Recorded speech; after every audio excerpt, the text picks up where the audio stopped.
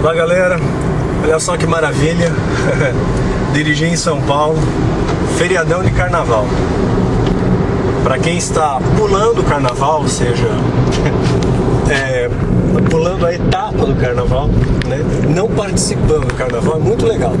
São Paulo é uma cidade que fica gostosa nessa época do ano, porque você pode andar a qualquer lugar, lugares assim que você levaria 3 horas para chegar, você leva 30 minutos. Estou amando esse feriado em São Paulo. Queria hoje trazer uma mensagem para vocês sobre os 7 P's. 7 P's. Primeiro, como é que eu começo essa introdução?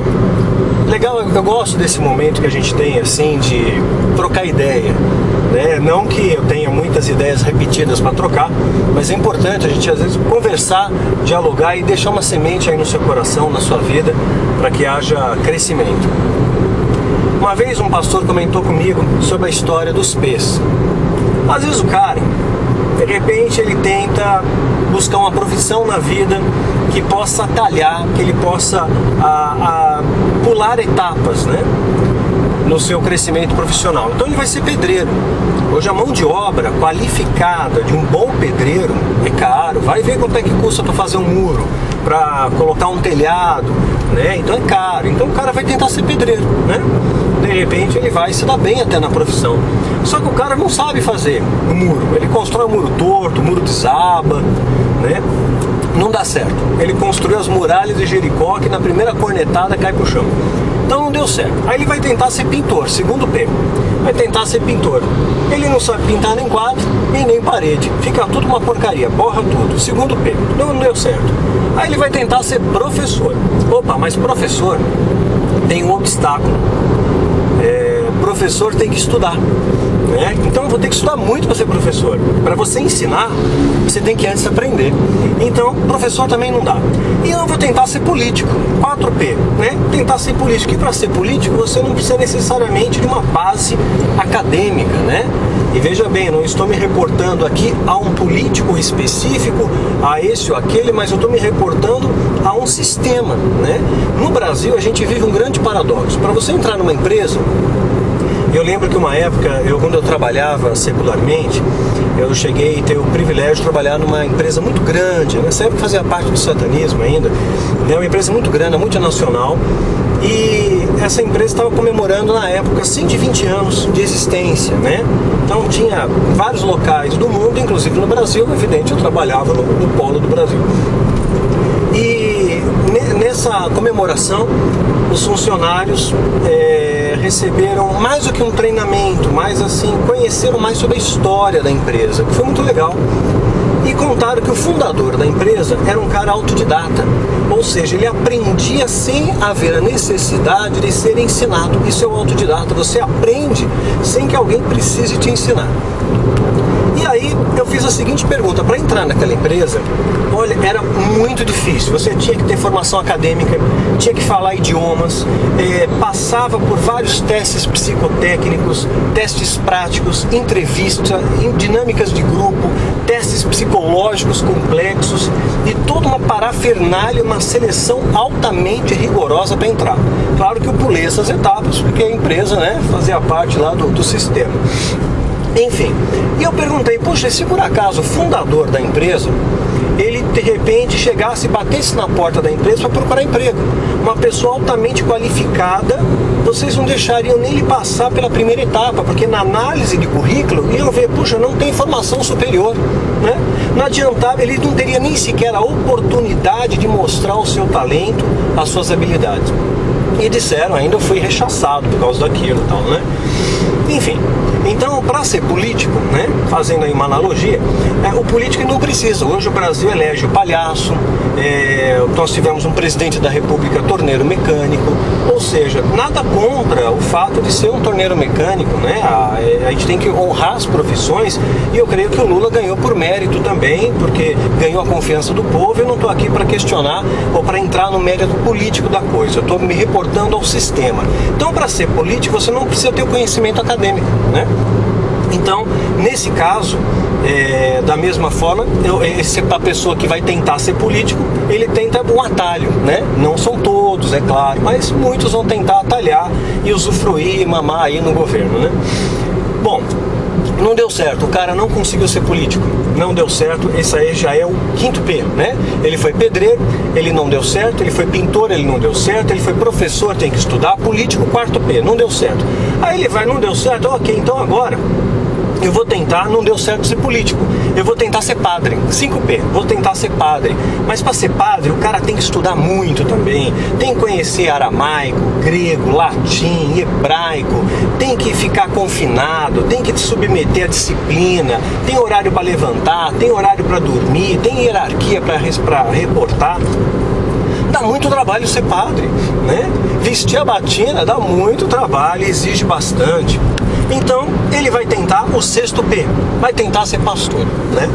Pastor não precisa de hoje qualquer um está se autoproclamando pastor, né? Pessoas às vezes não tem conhecimento nenhum. Eu tenho conhecido pessoas com conhecimento primário, que acham, por exemplo, que Lucas foi discípulo de Jesus e o cara é pastor, né? Então, a gente começa a achar, tem gente que acha, eu conversei com pastores, que acham que Davi foi um profeta, né? Então a gente começa a ver coisas assim, bizarras, da ausência de conhecimento bíblico, histórico, e essas pessoas que nada sabem estão ensinando para um povo que pouco sabe. Então vira uma bagunça mesmo. Evidente que eu estou me pautando aqui as exceções e não a regra, né? Tem muitos pastores que estudam, que têm chamado, que têm vocação, que têm unção, que têm amor pelo rebanho, que dariam a vida pelo rebanho. Eu conheço muitos assim também. Eu estou me pautando aqui naqueles que querem atalhar como profissão, né? Como sendo profissionais da fé. E aí, todos esses P's vão te levam nada a lugar algum. São tentativas frustradas do ser humano de preencher um vazio e de conseguir ganho, conseguir mérito, sem precisar pagar o preço, né? O ser humano, ele gosta de atalhar, ele gosta de pegar atalhos, ele não quer pagar o preço. Por isso que hoje as igrejas, elas bombam, porque elas vendem a mentira de uma conquista fácil, a mentira de poder, de prosperidade, de unção, sem você pagar nenhum preço sacrificial pessoal. Bastou você ter dinheiro para pagar, entrar nas campanhas e tudo mais. E quando alguém uma vez, um pastor comentou comigo, poxa Daniel, é quase que impossível uma igreja no Brasil ir para falência, uma igreja fechar, uma empresa pode ir para falência, mas a igreja não, porque ela vende a mercadoria que o povo quer consumir, ela vende ilusões, né? Vende a ilusão de que você vai ser próspero, sem precisar trabalhar, sem ter que estudar. Vendem a mentira, né? Vendem a ilusão de que você vai ter poder, né? Sem você buscar uma santificação, que você vai ter autoridade, sem buscar o treinamento, que você vai ter a prosperidade, sem precisar estudar, sem precisar trabalhar, o dinheiro simplesmente vai cair do céu para você. Então essa máquina de ilusão, ela engana, ela aprisiona as pessoas. E todas as vezes que você não conseguir atingir essas metas que são colocadas diante de você, a culpa nunca vai ser da igreja, a culpa é tua, é o teu pecado, é a tua brecha, é a tua falta de fé, a culpa é sua. Então esse modelo de igreja de hoje está bastante afastado do modelo de Cristo, né? Dos valores cristãos, né? que Jesus tem como preceito. Eu acendi a luz aqui para tentar melhorar a imagem que está começando a escurecer aqui em cima. Então, o que eu queria colocar para vocês, é evidente que nem toda igreja faz isso, é sempre importante pontuar, né, que eu estou me pautando nas exceções e não na regra, né? Existem igrejas sérias, igrejas de ministérios honrados, mas alguém comentou comigo, é muito difícil uma igreja falir, né? Então uma igreja pequena, que se ela entrar nesse mesmo modelo, né, de vender essa ilusão, ela vai prosperar, a igreja prospera, né? E quando nós tentamos estabelecer princípios bíblicos, resgatar valores bíblicos, quando a gente tinha base, durante 2 anos, a gente deu literalmente murro em ponta de faca. Eu senti isso na pele, como a mente das pessoas está cauterizada ainda, como as pessoas ainda estão aculturadas naquela coisa que, puxa, eu vou ser próspero e Deus sempre cura. E Deus nem sempre cura, né? Deus não curou Eliseu, Deus não curou Trófimo, Deus não curou Tito, Timóteo. Enfim, a gente tem inúmeros exemplos disso. Paulo não foi próspero, Jesus não foi próspero, né? Então a gente começa a observar que a unção não é para todos, cada um tem uma unção diferente, nem todos são profetas. Olha na Bíblia, uma minoria, sabe? Não tem esse negócio de todo mundo agora é profeta. Então a gente tem que resgatar valores, e todas as nossas pautas, as mensagens que foram gravadas, que estão até no nosso canal do YouTube, sempre nós procuramos trazer ao povo reflexão, que as pessoas pensem, que elas ponderem, que elas usem a mente, né? Expandam a mente. Tem a mente de Cristo. E eu quero deixar para você o 7º P. O 7º P, ele para que você entre no projeto de Deus, no plano de Deus para a sua vida, que você se alinhe com Deus, que você não se preocupe em correr atrás da bênção, que você simplesmente seja no centro da vontade de Deus, que as bênçãos vão te seguir, elas vão te acompanhar, que você ande na terra como cidadão dos céus, procurando não agradar os homens, mas procurando agradar a Deus, que você não procure o prestígio da sociedade, mas procure agradar o coração de Deus, procure trazer a felicidade ao coração do Pai, que os seus valores não sejam os valores terrenos, temporais, passageiros. Jesus não vai levar nada disso, né? Busque valores nobres, sabe? Quando Deus, ele cria Lúcifer, né? Em Ezequiel capítulo 28, fala da criação ali, daquele querubim ungido, né? Cheio de formosura, perfeito em formosura, cheio de sabedoria, e deu para ele pedras e tudo mais. Até nós temos um estudo sobre isso chamado Síndrome de Lúcifer, está no nosso canal do YouTube. Foi também criado os instrumentos musicais, né? Os pífaros, né? Tambores e tudo mais. Para o quê? Para a adoração de Deus. Agora, você já parou para pensar qual é o maior, o mais magnífico instrumento musical que Deus criou para glorificá-lo? É você, querido, é a tua vida. Sabe, o ser humano é a obra mais complexa, mais perfeita, mais linda, mais bela de adoração. Nós temos apenas 2 cordas vocais, ou 2 pregas vocais. Nós conhecemos aí, são 7 notas primárias, né?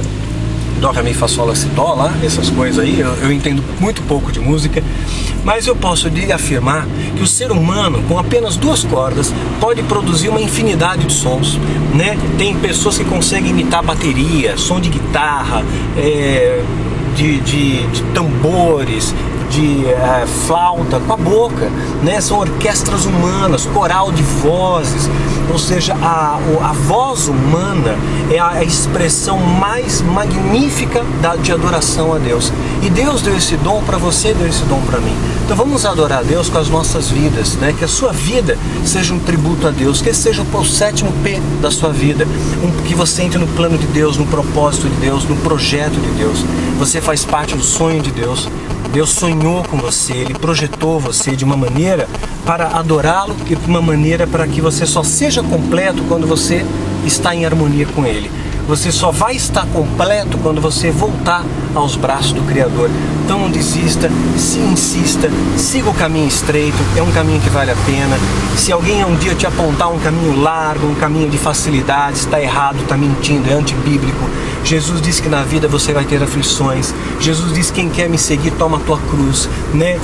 São cravos, cruz, açoite. Quem quiser viver piamente em Cristo, padecerão perseguições, né? Então, se alguém um dia ensinar para você algo diferente disso, meu irmão, está errado, minha irmã, está errado, né? Resgata os valores de Cristo. É um caminho estreito, mas é um caminho que vale a pena. Entra no propósito de Deus. Siga aí o 7º P. É esse que você tem que seguir. Propósito de Deus, plano de Deus na sua vida, viu? Que Deus te abençoe, né? Te guarde hoje, amanhã e até a volta do nosso Senhor Jesus Cristo.